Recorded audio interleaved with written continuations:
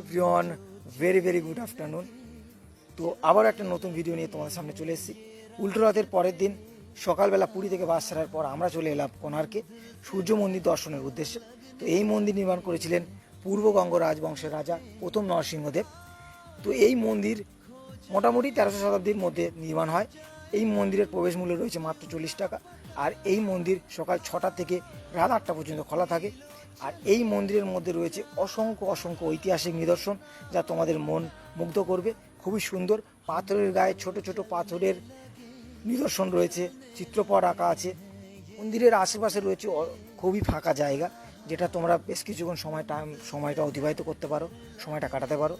খুবই ভালো লাগছে, মন্দিরের কাজ চলছে। তো এই ছিল আজকের ভিডিও। যদি ভিডিওটা ভালো লাগে লাইক করে শেয়ার করে দিও, আর ভিডিও পেতে অবশ্যই ফলো করে দিও। তো পুরো ভিডিওটা দেখার জন্য আবারও অনেক অসংখ্য ধন্যবাদ। চলো টাটা।